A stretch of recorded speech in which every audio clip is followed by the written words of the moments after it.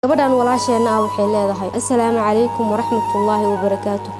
Abaaye macaan waxaan ahay gabar dhalinyaro ah. Waxaan ku noolahay magaalo dad ku nool ee iswada yaqaanaan. Waxaan dhigan jiray gabadha iskuul. Markaan kalaaska 10aad dhigtay, waxaan sheeko wadaagnay wiil magaalada ku nool oon horay isku naqaanay.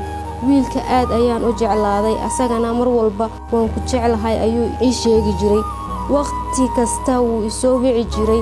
Waxaan 7 fiidnimo dhigan jiray private. Markaa ka soo baxo ayaa gurigiisa kula kulmi jiray. Shaydaan ayaa i duufsaday, kadibna gabarnimadeedii ayaan waayay. Wuxuu ii sheegay inuu i guursanayo markuu sanadka dhamaado. Waxa uu dhahaa gurigii aan ku dejin lahaa ayaa qabyo ah.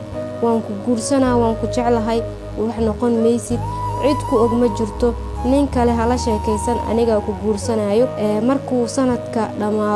Markuu sanadka dhamaaday, asagoo waxba ku sheegin ayuu si kaliis ah gabar aan isku magac nahay, isku magaalo nahay u guursaday. Ilaa maalintuu guursaday waxaa laga joogaa 2 sano iyo 7 bilood. Niyad jab aad u weyn ayaa igu dhacay. Xaafadda kama baxo, waxbarashadii waan ka haray. Jirkaygii daciif ayuu noqday. Hurdo ma seexdo. Hooyo ayaan la noolahay. Hooyo inaan xanuunsanahay, hooyo inuu xanuun i haayo ayay moodaa.